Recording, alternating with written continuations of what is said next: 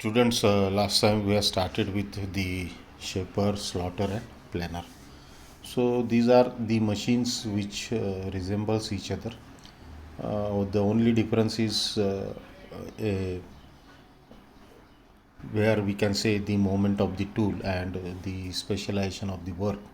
Depending on that, the machines are differently named, but they are basically used to reduce the material to produce a flat surface. So shaper, slaughter and planer we have started last time. So shaper machine we have started that it is a machine which is a most versatile machine and very commonly used in workshop, which is producing the flat surfaces. So if we want to reduce the material from a flat workpiece, so we can easily do that with the help of shaper. So it can be horizontal, vertical or inclined. We can set the tool at an angle and we can finish the or we can cut the material from an inclined surface. Basically we use single point cutting tool here, so it is just similar to lathe. The cutting tool used here is a single point cutting tool. So there are two types of tools we know, single point cutting tool and multi point cutting tool. तर एकाच पॉईंटनी जर cutting होत असेल तर single point cutting tool, जर खूप सारे points असतील जसं मिलिंग कटर आहे, milling cutter is having the teeth all along it's periphery and there are number of cutting points all along its periphery.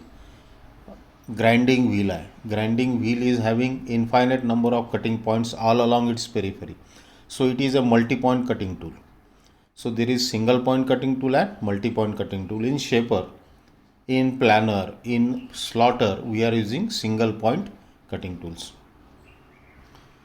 So we have seen the working principle of that cutting tool is attached to a ram which is reciprocating and moving forward and coming backward, and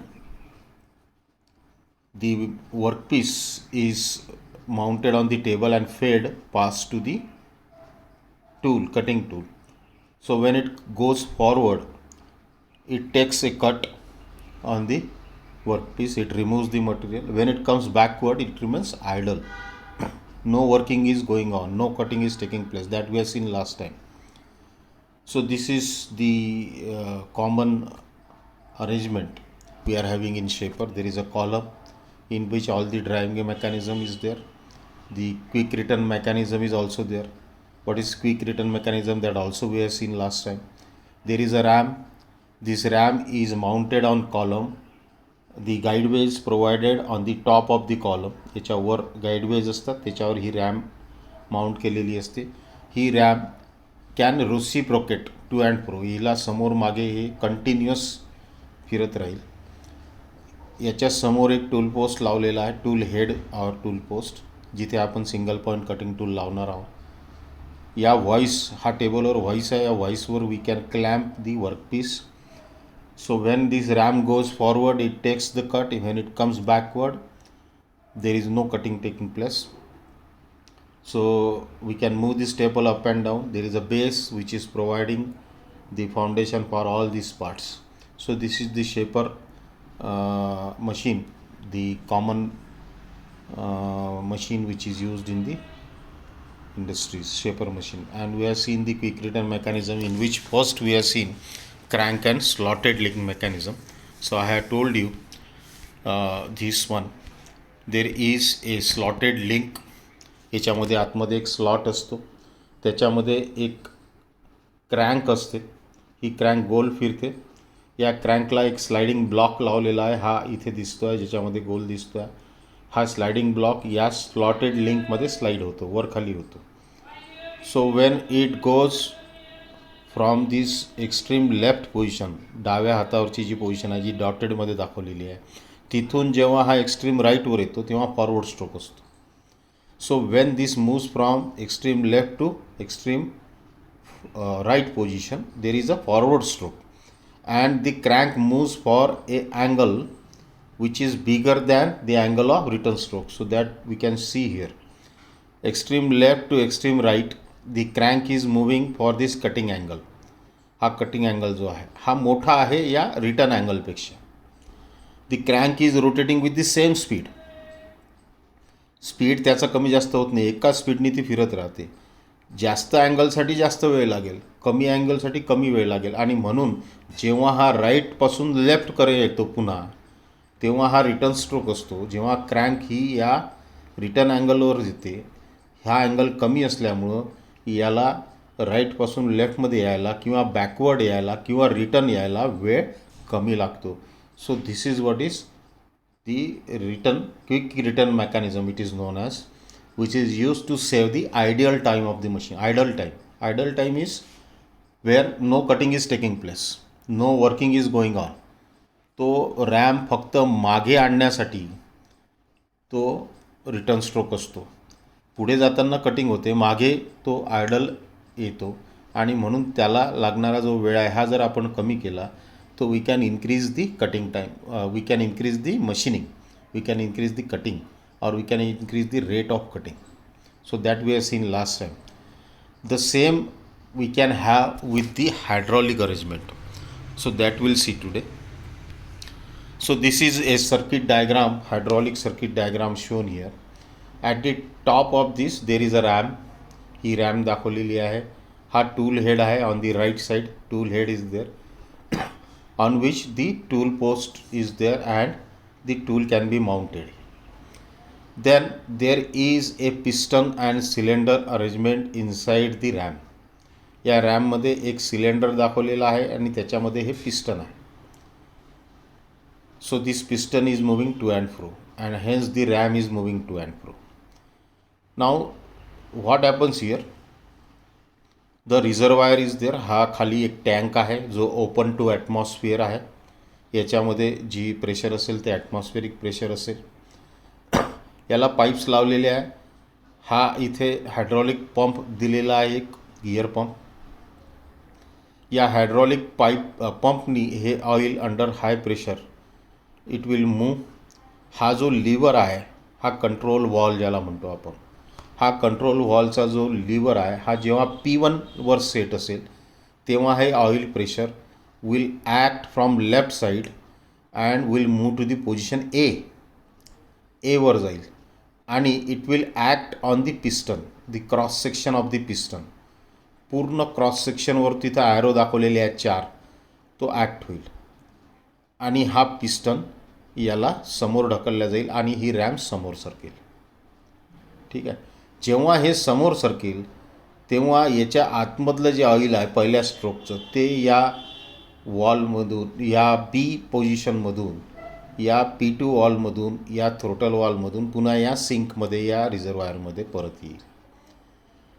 जेव्हा आपल्याला हा झाला याचा forward stroke. जेव्हा आपल्याला return stroke पाहिजे आहे, हा कंट्रोल वॉल जो आहे ऑटोमॅटिकली कंट्रोल होत राहील. Will have a solenoid type or other type of control wall which will be automatically controlled. When the oil will be pumped again continuously, this control wall will be at P2 and will move the oil from this side on the right side. या B साईडनी oil येईल आणि it will act on the piston from the right side. Right साईडला ते act होईल आणि will push the piston backward in the cylinder. याला मागे ढकलल्या जाईल. हा जेव्हा आतमध्ये असलेलं जे ऑइल आहे पहिल्या फॉरवर्ड स्ट्रोकच्या वेळेस आलेलं ते या पाईपमधून आतमध्ये थ्रोटल वॉलमधून पुन्हा या सिंकमध्ये होईल. सो अशी जी प्रोसेस आहे ही कंटिन्युअसली सुरू राहील. फॉरवर्ड स्ट्रोकच्या वेळेस on the left side it will act. इथे जे ॲरो दाखवलेले आहे 4 या पिस्टनवर, इथे हा फॉरवर्ड स्ट्रोक होईल. या फॉरवर्ड स्ट्रोक होत असतानाच या भागात सिलेंडरच्या जे ऑइल असेल ते या बी पोझिशनमधून निघून या थ्रोटल वॉलवरून हे पुन्हा रिझर्वायरमध्ये परत येईल. जेव्हा हा फॉरवर्ड स्ट्रोक होईल. जेव्हा आपल्याला बॅकवर्ड स्ट्रोक पाहिजे हेच ऑइल प्रेशर राईट साईडने ॲक्ट होईल पिस्टनवर, याला मागे ढकलेल. याच्या आतमध्ये असलेलं ऑइल पुन्हा या पोझिशनमधून थ्रोटल वॉलमध्ये. So this happens continuously in the hydraulic mechanism and hence it will give you the forward and backward movement of the ram. Since the oil pressure is used, So it is very convenient, friction will be very less, power transmitted will be higher, and the parts which are coming moving parts याच्यामध्ये कमी असल्यामुळे आणि oil स्वतःच याच्यामध्ये आपण use करतो as a means of applying the pressure. So that's why friction will be less, noise will be less, it will be very smooth. So how it is acting as quick return that will see now. आता याच्यात हा पुढे जातो मागे येतो हे तर पाहिलं आपण हायड्रॉलिक प्रेशरनी, पण हा मागे येताना फास्टर कसा येईल ते पहा. आता हा जो पिस्टन आहे या पिस्टनच्या क्रॉस सेक्शन पहा तुम्ही. जेव्हा हा समोर जाईल तर ऑइल प्रेशर या पूर्ण क्रॉस सेक्शनवर ॲक्ट होईल, राईट. या पूर्ण क्रॉस सेक्शनवर हे ऑइल प्रेशर ॲक्ट होईल. जेव्हा हा मागे येईल तेव्हा हे ऑइल प्रेशर फक्त काही क्रॉस सेक्शनवरच ॲक्ट होईल, कारण याच्या मधात हा पिस्टन रॉड आहे. म्हणून the cross section on which the oil is acting during backward stroke is less than the cross section for which the oil is acting in the forward stroke. Forward स्ट्रोकमध्ये पिस्टनच्या larger cross सेक्शनवर oil pressure act होते. Backward स्ट्रोकमध्ये पिस्टनच्या lesser cross सेक्शनवर oil pressure act होते. जर cross section कमी असेल, प्रेशर सेम आहे, तर नॅचरली स्पीड जास्त होईल, कारण मोठ्या पृष्ठभागावर प्रेशर आपण अप्लाय करून राहिलो आहे तर त्याला मूव्ह करतो आहे तर त्याचा स्पीड कमी राहील. आणि तेच जर छोट्या सरफेसवर आपण ॲक्ट करून राहिलेलो आहे ऑइल प्रेशर सेम प्रेशर, तर it will move faster. So that's why we can see here the cross section during forward stroke is higher cross section of the piston, and hence the speed will be less. The cross section on which the oil is acting, the pressure of the oil is acting during backward stroke is less because the piston rod हा मधात piston rod आल्यामुळं याच्यातला cross section जो आहे पिस्टनचा हा कमी झाला आणि म्हणून जो स्पीड आहे तो वाढेल. आणि hence we can say that the return stroke of the ram will be faster than the forward stroke of the ram. So this hydraulic circuit or this hydraulic drive can be used for faster return stroke or making the return stroke faster to save the idle time of the machine, to save the non-working time or non-cutting time of the machine. So this is what is hydraulic, how hydraulically we can reduce the time taken for idle stroke or return stroke. So here the details are given. It is effectively used as quick return mechanism for the above two. So we have seen how it can be used effectively for quick return mechanism. The shaper ram is shown in the position in which it is moving from left to right. इथे जे दाखवलेलं आहे ती जे सगळे arrow आणि जी position दाखवलेली आहे ती लेफ्ट टू राईटची दाखवलेली आहे. The oil from reservoir is drawn from an oil filter by the double gear hydraulic pump which is driven by an electric motor. हा जो पंप आहे याला इलेक्ट्रिक मोटर लावलेली आहे आणि फिल्टरमधून सगळा कचरा इम्प्युरिटीज बाहेर करून हे ऑइल या पंपच्या साहाय्याने आतमध्ये येईल. The reservoir is kept open to the atmospheric pressure, हे मी पहिलेच सांगितलं. Pump delivers a constant quantity of oil to the control valve at moderate pressure. हा जो पंप आहे हा एकसारखा एकाच क्वांटिटीचं ऑइल एकाच प्रेशरवर या कंट्रोल वॉलला डिलिव्हर करत राहील. From the control valve the oil is delivered to the either side of the piston in the feed control cylinder situated under the ram. Say oil either side म्हणजे दोन्ही साईडला, जर forward stroke असेल तर left side, जर backward stroke असेल तर right side.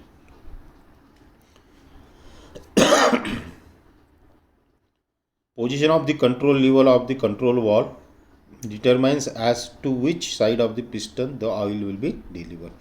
हा जो कंट्रोल वॉल आहे हा कंट्रोल करतो direction of moment of oil, कोणत्या डायरेक्शननी ऑइल पाठवायचा आहे. It is control by the control valve. Forward stroke असेल तर लेफ्ट साईड, बॅकवर्ड स्ट्रोक असेल तर right side, and this will be control automatically by the control valve. The control lever is in position 1 and the oil under pressure is being delivered on the left side. इथं दाखवलेलं आहे जे हे left साईडला P1 साईडला हा control liver आहे आणि हे लेफ्ट साईडला ऑइल प्रेशर इथे ॲक्ट होते आहे. या डायग्राममध्ये जी पोझिशन दाखवलेली आहे ती इथे इलॅबोरेट केलेली आहे. The cylinder through pipe opening A and with the result piston is being forced from left to right, the forward stroke of the ram. मी पहिलेच सांगितलं की इकडून प्रेशर जाईल आणि याला फॉरवर्ड मूव्ह करेल. Oil on the right hand side of the piston as the piston moves is force through the pipe connection at B to the control valve and then back to the reservoir through the pipe connection at C.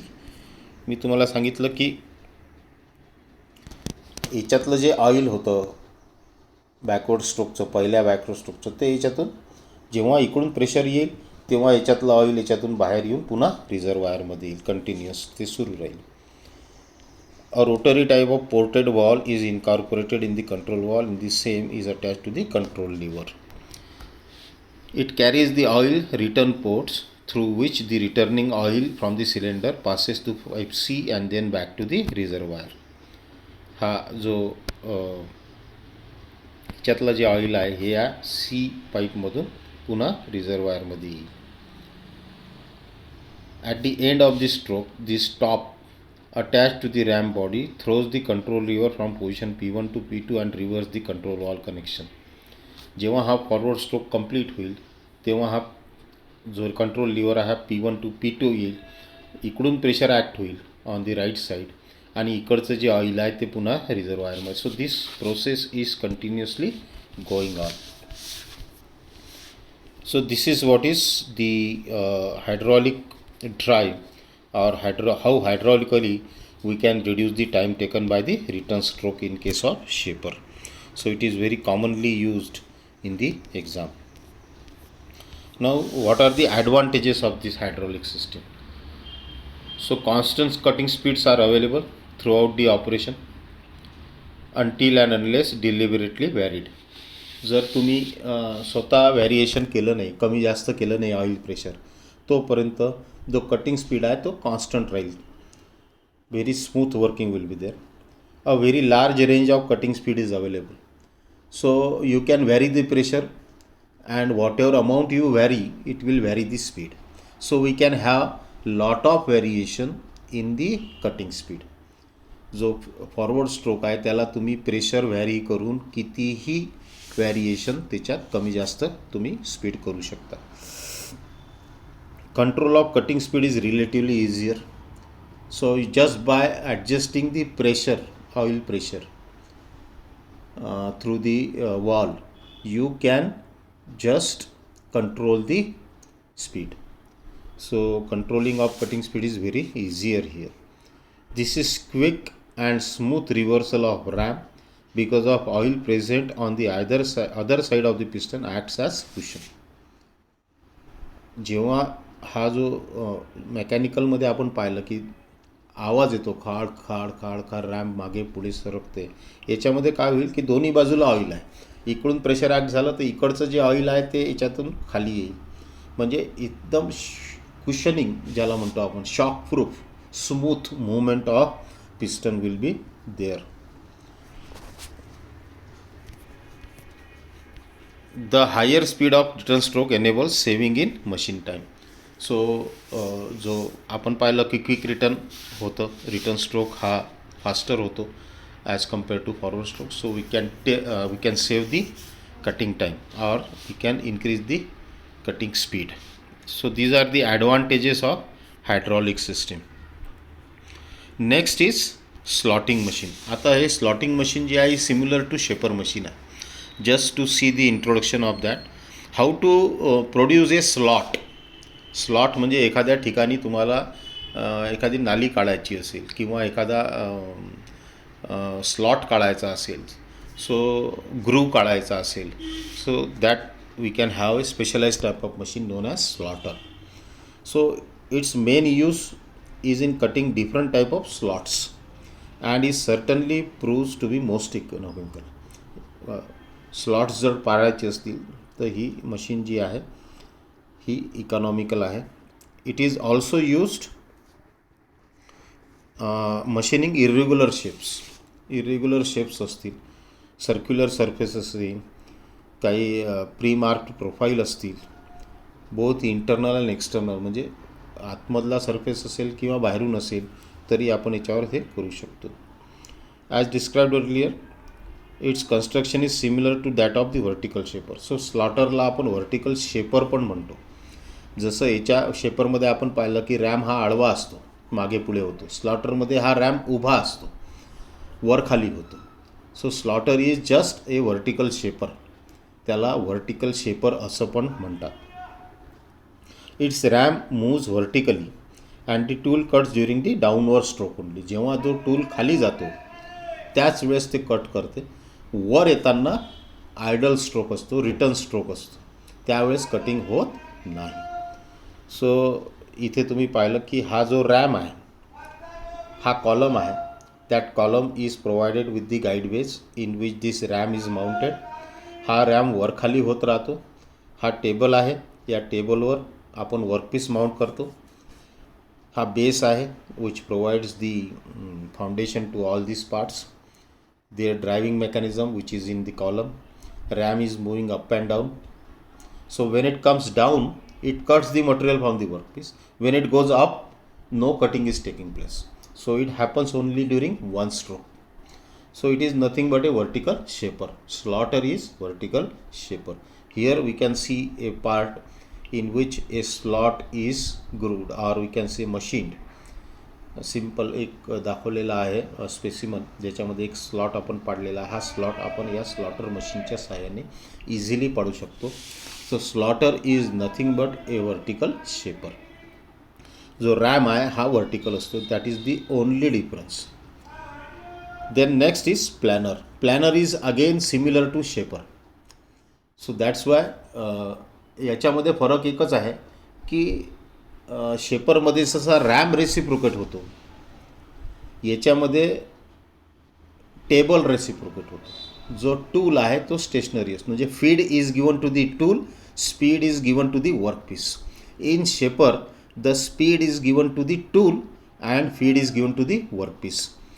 हा फरक आहे shaper आणि प्लॅनरमधला.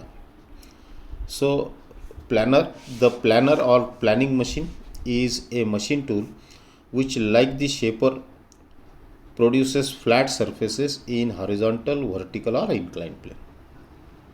फक्त काय की मोठा workpiece जर असेल जो शेपरवर आपण मशीनिंग करू शकत नाही, असे वर्कपीसेस आपण प्लॅनरवर मशीनिंग करतो. म्हणजे प्लॅनरची जी कॅपॅसिटी आहे ती मोठी असते, मोठा वर्कपीस आपण मशीनिंग करू शकतो आणि म्हणून तो फरक आहे. The fundamental difference in the shaper is that planner operates with an action opposite to that of shaper. Shaper आणि प्लॅनरमध्ये जे फरक आहे तो हा आहे की वर्कपीस रेसिप्रोकेट्स पास्ट वन और मोर स्टेशनरी सिंगल पॉईंट कटिंग.